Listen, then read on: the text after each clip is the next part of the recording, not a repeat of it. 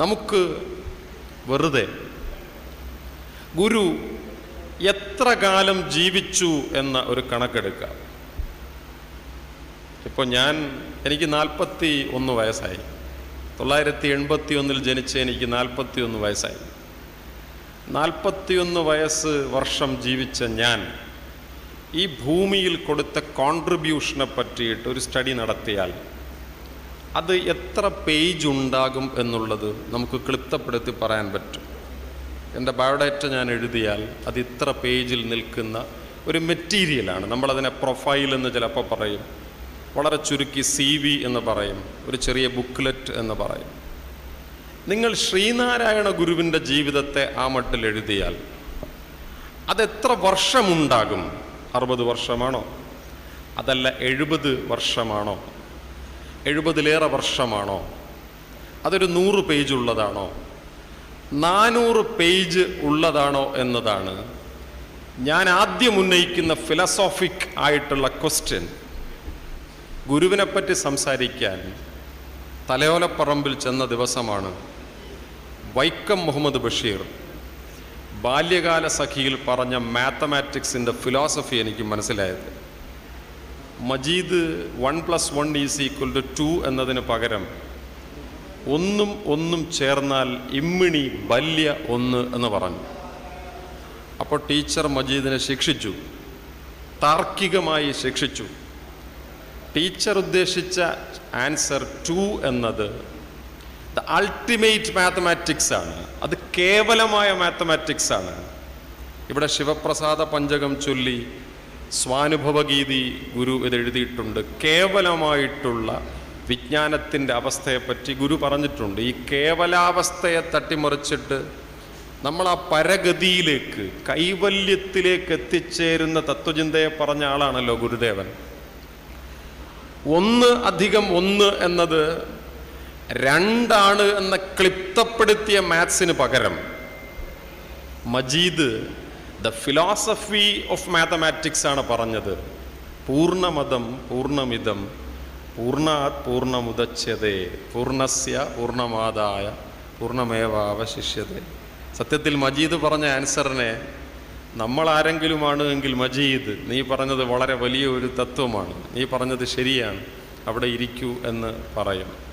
Teacher പക്ഷേ അത് അംഗീകരിച്ചു കൊടുത്തില്ല, മജീദിനെ ശിക്ഷിച്ചു. അപ്പോൾ അദ്ദേഹം റിമാർക്ക് പറഞ്ഞു, അദ്ദേഹം അതിനെ ഒപ്പോസ് ചെയ്തു.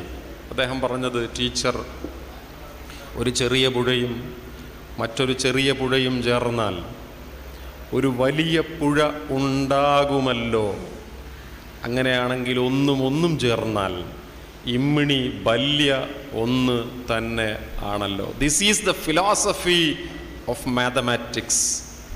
ഈ ഫിലോസഫി ഓഫ് മാത്തമാറ്റിക്സ് ഒരർത്ഥത്തിൽ വേദാന്തത്തിലുണ്ട്, അത് ബ്രഹ്മവിദ്യയിലുണ്ട്, അത് ശാന്തി മന്ത്രത്തിലുണ്ട്, അത് ഉപനിഷത്തിലുണ്ട്.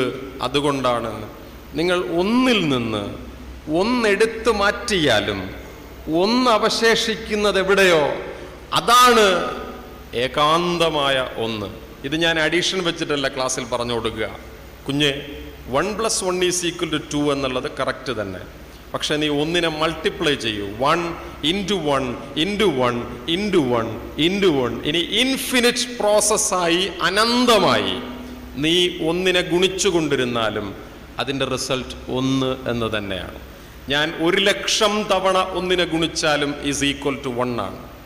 അപ്പോൾ ഞാൻ തിരിച്ചെൻ്റെ മാസ്റ്ററോട് ചോദിക്കുകയാണ്, മാസ്റ്റർ, അങ്ങ് 1,00,000 തവണ 1-നെ മൾട്ടിപ്ലൈ ചെയ്തല്ലോ, അതിൽ ഒരു 1-നെ ഞാൻ മാറ്റി 99,999 1 തന്നെയാണല്ലോ.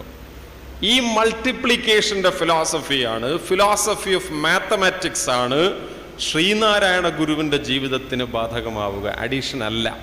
അതുകൊണ്ട് 60 കൊല്ലം ഗുരു ജീവിച്ചോ 70 കൊല്ലം ജീവിച്ചോ, ഗുരു എന്ന് സമാധിയായി, ഗുരു എന്ന് ജനിച്ചു എന്ന കേവലമായ മനുഷ്യൻ്റെ ജീവചരിത്ര കഥയ്ക്കപ്പുറം സത്യത്തിൽ ഗുരു അനന്തകോടി വർഷം നമ്മുടെ ചരിത്രത്തിൽ ജീവിച്ചു എന്ന് ഞാൻ പറഞ്ഞാൽ ഒരാൾക്ക് എന്നോട് നിഷേധിക്കാൻ പറ്റില്ല.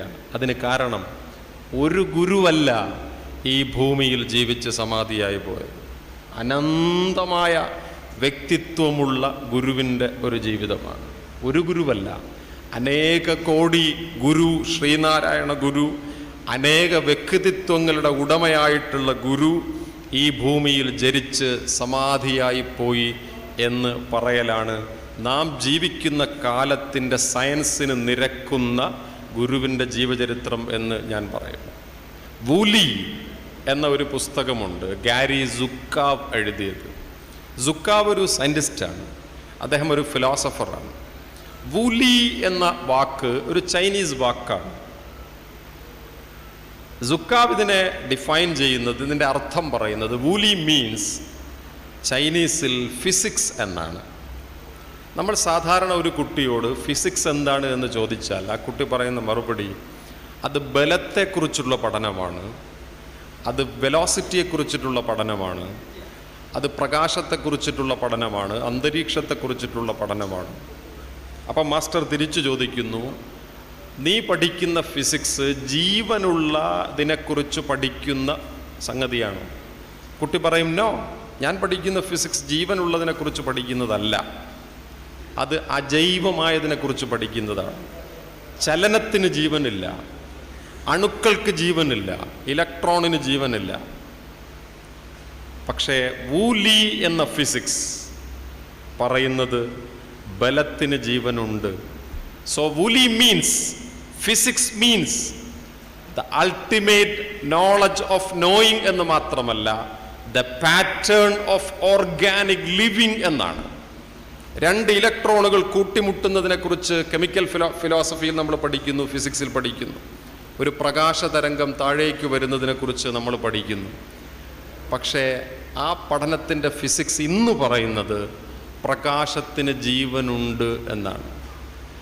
സുക്കാവ് ഇതിനെ പ്രൂവ് ചെയ്യുന്നത് ഇന്ത്യ മഹാരാജ്യത്തിലെ ഒരു സങ്കല്പത്തെ എടുത്തിട്ടാണ്. ഒരു ആറ്റം അതിൻ്റെ കേന്ദ്രത്തിന് ചുറ്റും കറങ്ങുന്നു, അതിൻ്റെ ഓർബിറ്റിൽ. ഈ വസ്തുതയെ ഇന്ത്യയിൽ ജനിച്ച ഒരു കുട്ടിക്ക് പറഞ്ഞു കൊടുക്കാൻ വളരെ എളുപ്പമാണ്. ഒരു വെസ്റ്റേൺ കുട്ടിക്ക് പറഞ്ഞു കൊടുക്കുന്നതിനേക്കാൾ ഇന്ത്യയിൽ ജനിച്ച ഒരു കുട്ടിക്ക് പറഞ്ഞു കൊടുക്കാൻ വളരെ എളുപ്പമാണ്. കാരണം ആ കുട്ടിക്ക് കൃഷ്ണനെ അറിയാം, കണ്ണനെ അറിയാം. കണ്ണൻ പ്രപഞ്ചത്തിൻ്റെ മധ്യത്തിൽ നിൽക്കുന്നു, ഗോപികമാർ ചുറ്റിലും നർത്തനം ചെയ്യുന്നു. പ്രപഞ്ചത്തെ നിർമ്മിച്ച ഭഗവാൻ മധ്യത്തിൽ നിൽക്കുമ്പോൾ ഈ പ്രപഞ്ചത്തിലെ ജീവജാലങ്ങൾ അതിനു ചുറ്റിലും സഞ്ചരിക്കുന്നു എന്ന സൗന്ദര്യശാസ്ത്രം, എസ്തെറ്റിക്സ് കുട്ടിക്ക് പറഞ്ഞു കൊടുത്താൽ കുട്ടി ഈ ഇലക്ട്രോണുകളുടെയും പ്രോട്ടോണുകളുടെയും സഞ്ചാരത്തെ മനസ്സിലാക്കും എന്നത് സുക്കാവ് തൻ്റെ പുസ്തകത്തിൽ പറയുന്ന ഒരു കാര്യമാണ്.